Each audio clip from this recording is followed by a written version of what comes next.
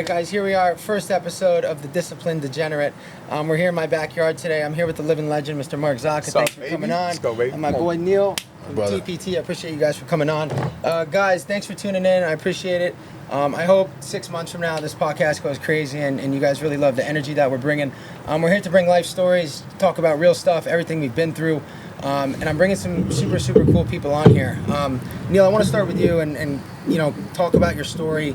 Tell me kind of how you moved to Miami, how you started, how you grew up, and how you accomplished so much at such a young age. How I moved to Miami was simply because I wanted to leave home. Home was St. Martin in the Caribbean, and Miami was the closest place. And I planned to go home and visit a lot because I love my hometown. Now I never go visit because I'm so busy.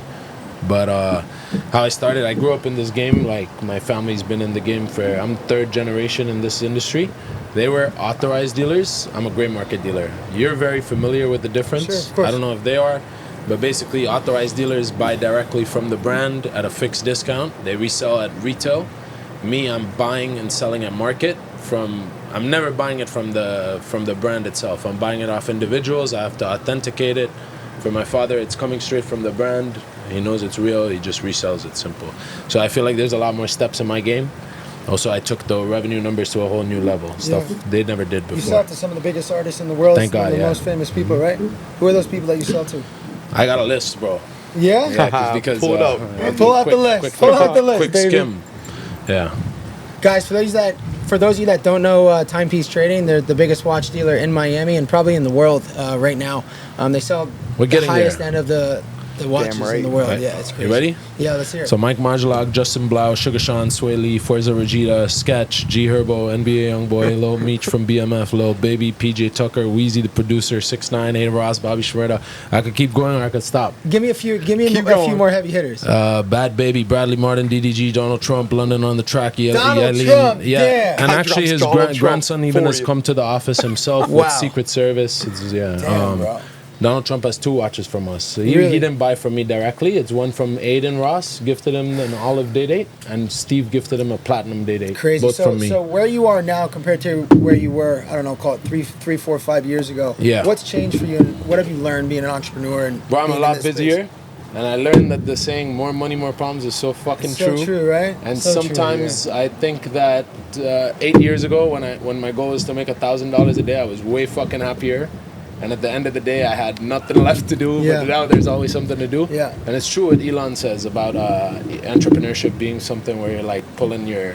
If you heard the saying? Yeah, I know what you're talking about. Yeah, that saying. You know? Yeah, I think the biggest thing that every entrepreneur out there, anyone that's watching this needs to understand is, guys, starting a business, starting a personal brand is something that's serious. You're either all in, there's no 1 foot in and 1 foot out. And I feel like when I started running a business, I was 1 foot in sometimes and I was 1 foot out, but like it requires 24-hour attention all the time. Like you have to service your clients, you have to be on point, and one little costly mistake could cost you money, but it could cost you a relationship. I don't answer you for one day and you're at another watch dealer. Exactly, you know? that's the whole thing. Yeah, you know? What do you like so much about Miami and like what the city has to offer for you? Lots of opportunity here, lots of money. Everyone's here like with a good mindset. Like entrepreneurs respect entrepreneurs here. I feel. I mean, of course, there's haters everywhere, but I think it's a very growth mindset city. And you come here, you're exposed to a lot that most cities don't expose you to, and you just fucking, you get hungry. Do you see yourself unless living you're just here? a loser. Is this home forever? I have to. But yeah, like maybe I'll have other homes in different cities, but this will always be a home. Yeah. Dude, Miami's such an amazing place. I truly love it here so much. Like, I'm so happy every day I wake up. It's like, wow.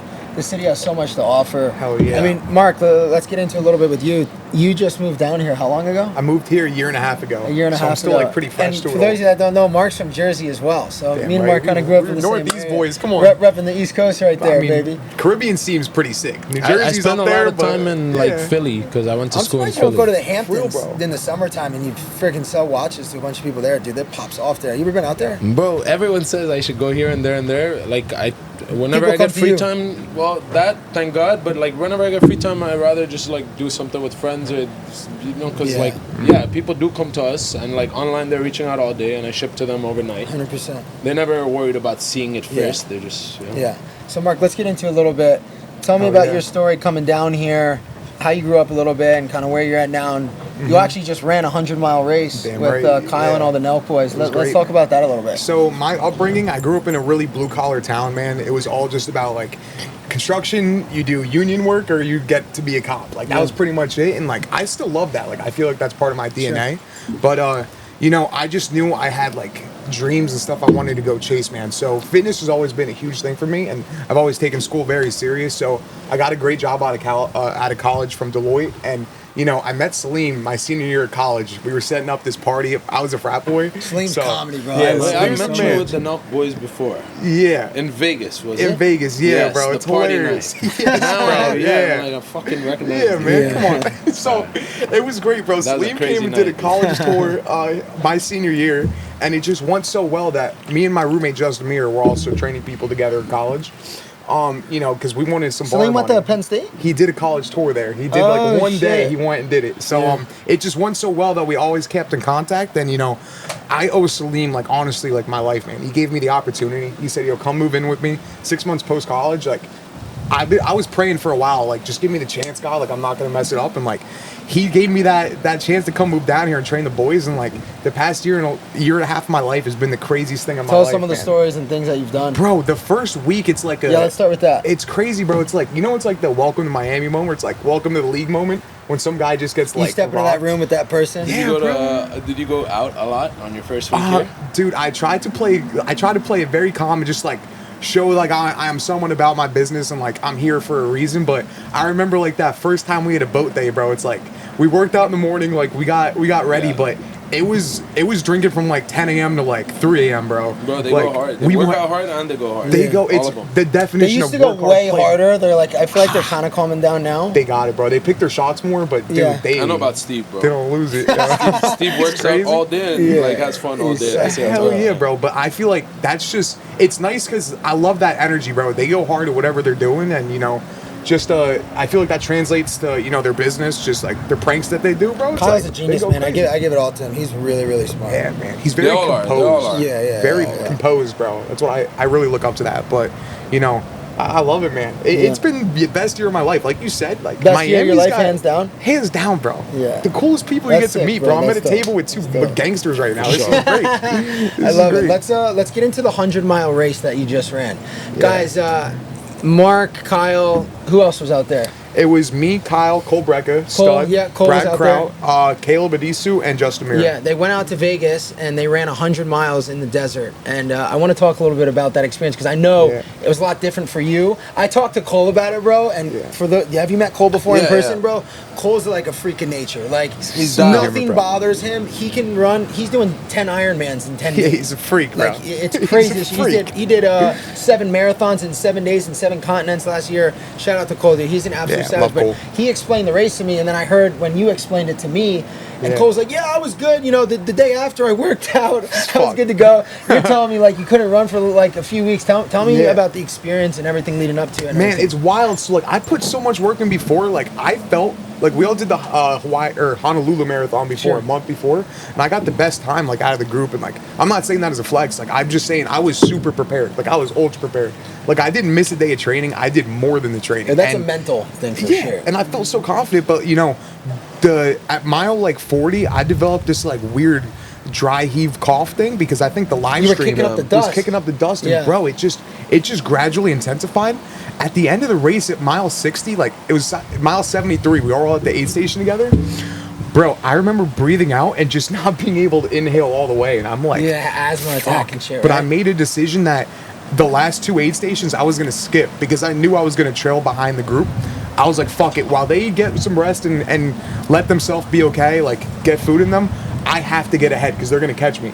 So the last 25 miles, like the last marathon, I just went fucking the most savage I could be, and you know, like it was. I got to tap into a place I've never tapped into before. Mentally, bro, I think you could have shot me 100 times. I was still gonna march forward. Like it was wild. I remember bro. seeing you, and I saw him cross the finish line, and like your face, like I almost cried, dude. I was like so happy for you. Thank you, I mean, bro. dude, we that, work bro. out, you know, we train all the time, but it's a different feeling, especially when you're doing it with your guys. Like what I'm building here at the Discipline Den, like seeing certain guys struggle with workouts and then seeing guys being able to fly by workouts, pushing that guy that is almost there but he's not there yet, and seeing him finish is like the best feeling. It's like the best dopamine I get. And watching you guys finish that race, everyone was just in tears, bro. It was great, bro. It was crazy. Because it's nice seeing someone like just want more for themselves and go out and do it, you know? I feel like that's such a human thing to relate to, you know? Everyone wants to go do something and be something in life, and seeing people actually accomplish that gives people encouragement for them to do it tomorrow, you know? What was the hardest part of the race, you think, besides the dust part? Bro, eating and running is a bitch, bro. Because you're jumping up and down. Like, you have to eat 10,000 calories while you're running. Like, we ate 10,000 calories. Crazy playlist, like, prepared? Oh, we were going crazy, yeah. Well, bro, you gotta send me the Drake playlist. donated nutty money to the, that was the race, also 150,000. Dude, he splashed 150 in the chat. That gave us a lot of life. Yeah. That was probably like 1 a.m. Where does that money go? It all went to a Hunter 7 Foundation, which raises like cancer awareness and like catches it early. Beautiful. So everything about what happened was just perfect, bro. It was cool, man. So I want to talk just a little bit about like some of your guys' goals to start 26, ending up to 26, leading into 27. Neel, what do you want to accomplish mentally going into 26? Mentally, I want to be able to find better people for certain positions this year. And I think automatically I can possibly even double my revenue if I do so. It's putting people in place. Damn, Yeah, because I do a lot of stuff manually myself. Like I sent out 7-8 wires in the car on the way here. Yeah, that's crazy. Me and my brothers are the only ones I trust to do it because. Well, but there's ways to do it, smart, which we're gonna implement this year. Yeah, More systems. I was just talking to Mark about that because he said I had I got workers here. I got the girl inside. She's doing her thing. Dude, your time is such an important value to have. For me, like delegating my time is so important. I was just telling him if I have to spend an extra 100 bands a year, 150 bands a year, so I can go do other things to make me happy, to accomplish more, like it's just so worth it. Whatever level you're on, if you're listening to this, no matter if you're making 100 grand a year or freaking 10 million bucks a year, like, dude, use your time wisely. It's such an important piece that we have to us, and God gave us a gift of using our time wisely. And I feel like when I stopped chasing things that just weren't making me happy anymore, I was like, I started chasing things that would just make me happy, and the dopamine was just different.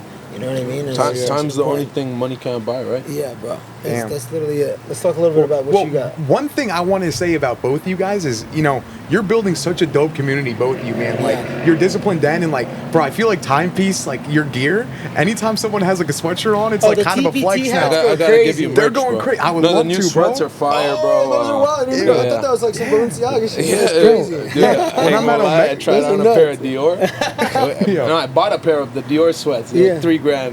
Very similar design, not the same design. I remade them. These are like $75 on the website. Yeah, bro. And that's the power of branding, though. It's you cool, just said it. Like $3,000 for a pair of sweatpants from a brand. And I bought them. Yeah, and you bought them. And you bought them. And then you just bought those for $75. Put your logo on it. I low-key bought them because I was like, damn, I got to make these like TPT style. That's crazy. I love that. I love it, bro, because when I see someone with a TPT, like a hat or sweatshirt, I'm like, all right, they got it like that. Like, it is like a sign of respect, honestly, bro. Like, when I see people working out with them, like, this kid's a baller, bro. I ain't gonna lie, there was one time I got sent a picture of a homeless person wearing the t-shirt, and I was like, holy fuck, how did they end up with that?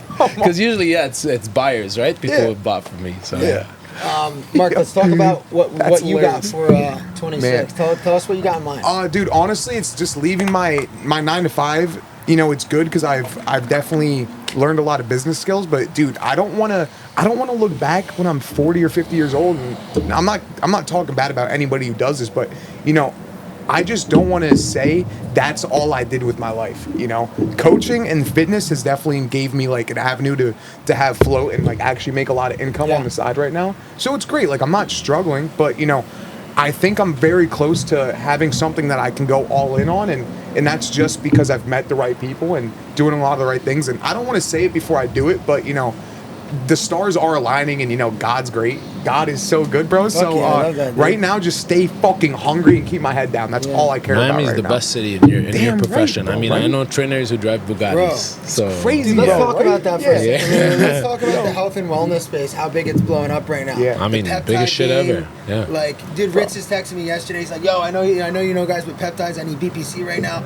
Immediately put them in a group chat. Yeah, like, that shit's huge. bro, right now. it's I mean, there's ads on TV, on Netflix and shit, on Hulu. It's really crazy. Yeah. What do you guys think is gonna happen with the health and wellness space in Miami? You think that's getting bigger. It's gonna keep getting bigger, right? Not only Miami, I think. You know what it is, bro? It's like people come down here because they're extremely successful. Like they want to have the nice weather, but if you look at your ICP, like the person you're trying to sell to, everyone that you work with has money. You know, they have like the cars, they have the girls.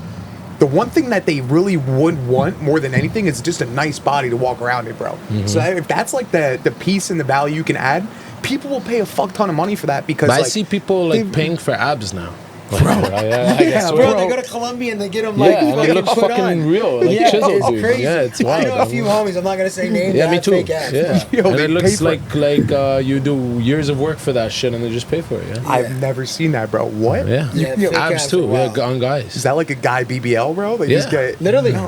Yeah, there's some homies I know with like fake shoulders and shit. Yeah, me too. And they look crazy. Like it looks real, low key. I swear Almost. to God. Yeah, it does look Your real. homie has fake shoulders, fake biceps. Yeah, it's fucking like a bowling ball, and bro. fake abs, You're kidding, bro. I have clients. Yeah, lots of Alright, It's we're getting- actually out of control. We're getting out of our fucking minds. For me, bro. when I go to the beach, bro, Uh-huh. and I see all these homies in shape, I'm like, yo, these guys are dialed. It's fucking crazy. Like, Miami gives you so much, and it's like, dude, you want that same exact output. It's such an amazing place. It motivates you so much to just go get it. Dude, when I used to go to the beach, bro, I was fat. I was 250 pounds at one point. I'm 190 pounds now. Like, I lost 60 pounds. That would motivate me to get in shape. Like, you're in the gym the other day doing pull-ups, bro. You look fucking sick. No homo. Like, but you're out here fucking getting it right now. And, like, it's a statue. Like, you have to stay fit around here. Yeah, you got like when to. I walk into a room with people, bro, and they're not in shape, and I look them and I shake them in the hands, I'm like, yo, if you can't take care of yourself, how am I supposed to trust you, dog? You know what I mean? Bro, yes, that's the first thing people see is like, can this guy do hard shit over a long period of time? That's what fitness, like, that's the first impression. Bro, you can't breathe if you ran 100 miles, you should be able to do anything. Yeah. Hell yeah, bro. Yeah. Getting yourself in shape is by far the biggest pinnacle to longevity, and just in general, bro, it just shows so much dominance, in my opinion. You know what I mean? Being in shape, like, women love that. You know what I mean? Like, bro, when I take my shirt off and my girl sees me, like, I'm proud of it. You know what I mean? If I was out of shape, bro, like, she doesn't want to be with me if I'm some fucking fat ass motherfucker. Surprisingly, you see otherwise in Miami. Maybe they want other shit. Yeah, sometimes, bro, you know, when it's the wrong girl. I went to Disney, I think 2 years ago, bro, and anyone that's listening to this is knowing exactly what I'm talking about. You go to Disneyland, or Disney World, whatever the fuck it's called, and you see these motherfuckers, bro, they're like 300, 400, 500 pounds. Yeah, dude, most people there are out of shape. For bro, they some can't real, even walk, dude. They have like these strollers at Disney World. Like, it's crazy. And that's why I'm so thankful to be in this type of city where everyone's motivated to be in shape, and everyone's hungry for money, for success. And they just chase such sick shit. Yeah. I mean, bro, you can't look at this shit. You can't get this in New York. No. That's what you look at. Bro, we're from Jersey. That's like the gold star growing up. Like, you want to look at skyscrapers but then once and be winter miserable comes around, all day. people, you hate it. You hate it. But it's easy to romanticize it, bro. But, like, I'd rather have this all day. Yeah. Like, how old were you when you left the Caribbean? Yeah, how's it growing up? Yeah, what is 16. I want to hear about this. 16, bro? Yeah, I moved to so Philly at wild. 16. Yeah. Okay, so Philly, you were in the bro. Caribbean for 16 years. 16 years, yeah. And what was that like growing up? I mean, I partied hard very young. At like starting 12, dude. I lived an older person's life very young. That's what I would call it. Because there's really no rules in the Caribbean. I started driving. I totaled my first car when I was 11 or 12. What kind of car was it? Yo, you're wild, bro. I snuck out. Like, my parents were not, like, they did not approve of it. It was a Toyota RAV4. Hell yeah. I flipped 4 times. No! Yeah. God bless. Thank God you're good, bro. Yeah, bro. Nothing happened. It was crazy. What'd you do? I had my seatbelt on, and I landed upside down, and I was hanging. The seatbelt had me hanging. I was good. God, Damn, bro. Yeah, my little brother was in the car too, Amar. Oh, shit. Yeah. man. I was like, bro, That's I'm crazy. sneaking out, but I really don't know what I'm doing. Please come with me. And what Like, happened? support. You called the cops and everything? No, actually, so one of my dad's friends, his house was maybe like a 1 minute walk from where the accident happened. One of his employees saw me get out, called him. He came right away, and he took my back, and he claimed that he was driving, so insurance paid out the car. And maybe insurance will see this now, but I don't think it fucking matters. It's 10 years ago. 10 years ago. You're hilarious. Longer than 10 years. 20 years ago almost. Yeah, now you're good. Yeah, I'm good. And that's what happened. Yeah, Damn, I bro. got covered. My parents grounded the fuck out of me. Oh, I probably man. snuck out again a couple weeks later. Oh, I was a bad kid, honestly. I got suspended like 4 times from high school.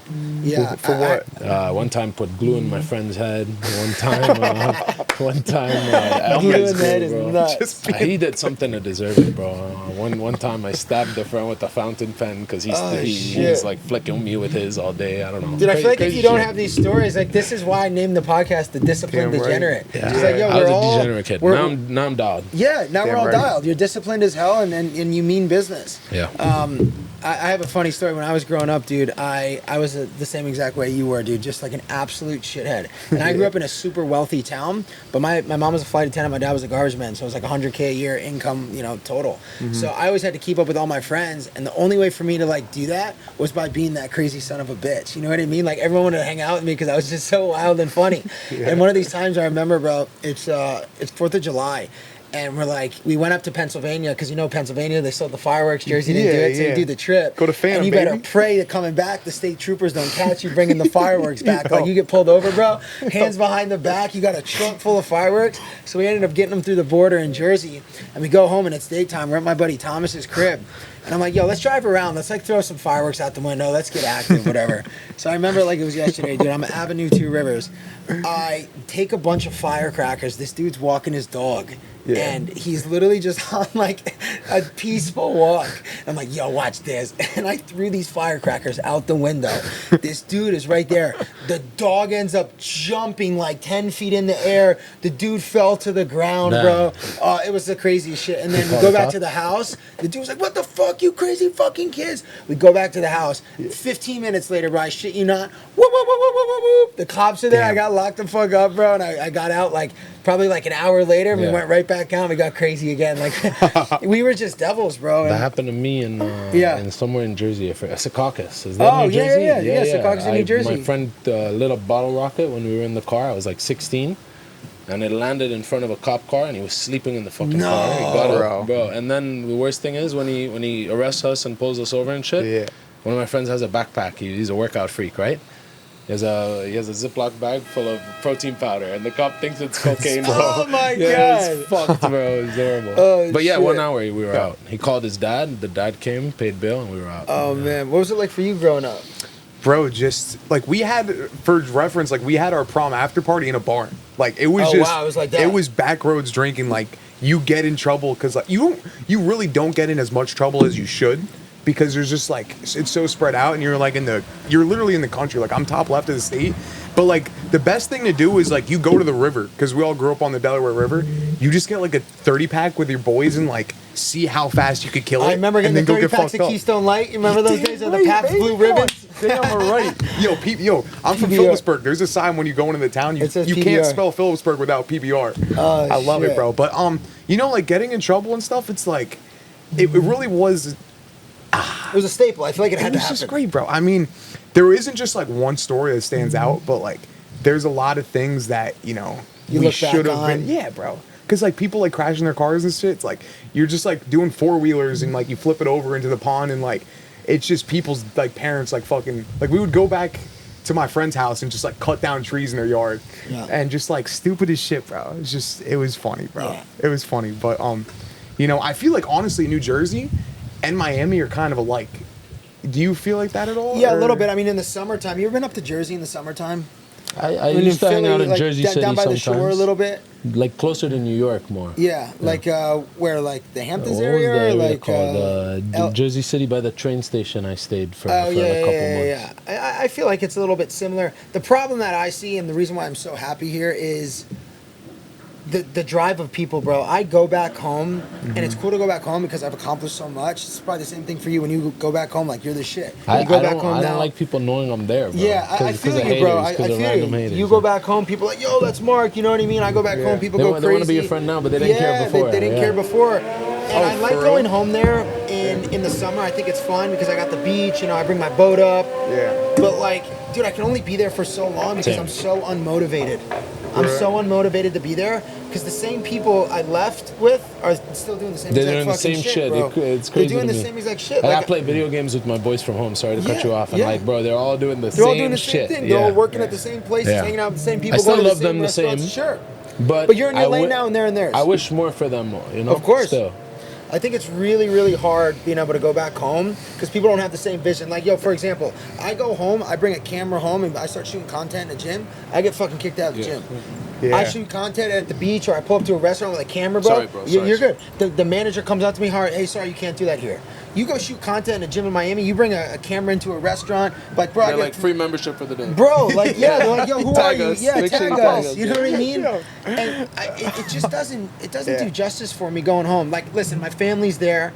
This is one thing I want to touch on is like that's so important for me that I go home and I spend time with my mom and my dad and my sister because bro I don't get to see them as much as I used to, you know, like bro my mom's almost 70 years old, my pop's almost 70 years old. Like if you think about it time wise, bro, like if I went to Jersey 50 more times, like it adds up, you know what I mean? Like I gotta spend more time with my family and I gotta go up there, and that's the reason why I'm going up there now. And I had a meeting the other day with my therapist. He's a pastor, bro. You love this fucking guy. He's great. He's like, bro, it's just sending your parents a simple text of like, good morning, good night, hey, how are you? How was your day? Your siblings. It's like, it's such a little thing, but it keeps you connected. And that's the reason why I go home now. It's not to hang around those people. It's not to show them what I've accomplished. It's to go be with my family and be with the people that I grew up that uplifted me and believed in me when I was at my darkest times. Because I still have a few of my homies that are there right now that still believe in me and stayed along with me along the journey. And then I had a bunch of motherfuckers that didn't believe in me and they laughed at me, and now, like you said, and now they want to be my best friend. It's like, brother, it's not for me. I wish you the best. It's crazy, bro. So you guys both, like, it seems like you guys mentioned like haters a couple times, bro. Like people who are just like openly against, like, you know, like what you think you you're probably doing deal with about this the stuff, worst too? because you guys are so big, like haters and just. It's not crazy, but sometimes there's hate in comments and shit. I just don't let it get to me. Yeah. I learned from one of the best who got hated the most, 6ix9ine, right? Yeah. I was super tight with him for a while. So. Damn, bro. Yeah. But I mean, it's you just can't even give them attention because the same amount of people who are hating, there's probably 10 times more people who are like actually motivated to fuck out of what you're doing, bro. Right? I always say too, like if they're hating on you, they're interested in you. Like, Damn they're right. low-key I mean, a they're fan, obviously you taking know? the time to fucking write those comments. They're a fan, you know, in their own way. They're just a weird fan. You ever look through your story and you see those motherfuckers that used to fucking brag and be cocksuckers all day, and they used to not like you, and then all of a sudden they're viewing your stories, bro. Oh, fuck this guy, he's not gonna do anything. And then this guy's still following you. If you didn't like me so much, why are you still following me on my Instagram and looking at my shit every day? Bro, honestly, I learned this from Brad Kraut. You guys know Brad? Yeah, of course. Bro, it's honestly the biggest superpower in the world, and like he got more hate than anybody. Like, really? Because in college, when he just started doing the Kick the Sheets videos, and he joined the cheer team, because he's all about just like going out and making the experience and learning from it. Bro, once you have to burn that part of your life, and like now, it's just like the most freeing thing in the world, bro. Because I don't. Any other person's opinion, bro, it's like just me, That's God, and my family, bro. When you it's don't like, care about anything. You don't care, bro, because it's all here. Yeah. I could be in a jail in fucking Iraq, or I could be like right here. You know, like it doesn't matter as long as I'm okay with what I'm doing and I'm chasing something good. Bro, You've been arrested, bro? Ever? No, dude. Wait. Before you ask that, you're too nice of a guy. You've never been arrested. Bro, but here's the thing. It's like. It's hard. You remind me that jail's horrible, bro. I don't know about jail in Iraq. I'm trying to be arrested, bro. You used to wear Vineyard Vines. You that guy. Never, bro. I was Carhartt all day, bro. I like that. Carhartt all day, baby. It's just you gotta be smooth with it too, bro. I grew up with a bunch of motherfuckers wearing Vineyard Vines. The girls wore Lily Pulitzer and When shit. I went to Philly, a lot of people Vineyard Vines for sure. Bro. Yeah, bro. That never. My town is. It's my so boy was a old cowboy, school, real American. Damn shit. right, bro. It was great, bro. Like you would live our. Like I wish I could just. It's hard to describe our town because it's. How many people? Big. I graduated with like 500 people. Oh, wow. So it's like a big, but there's different sending districts. Yeah, of course. So the three of them are very country. I'm from Phillipsburg, which is like Section 8 housing too. So like you get everybody in your town. Like Stewartsville is very nice, like very affluent. Like all the parents work in the city. You know, Pohat, everybody's like that's where the biggest like farming aspect of it all is. Phillipsburg, you're Section 8 housing, like you got to get checked for bed bugs and shit 3 times a year because people bring them into school. And it's just like, yo, it was honestly a superpower because I can connect with everybody because I didn't just have one type of person I was with. I was with everybody. There's like a little bubble. Yeah, bro, my lunch table, I was the only person who only spoke English. Yeah. Like my 2 best friends lived in Egypt and moved here.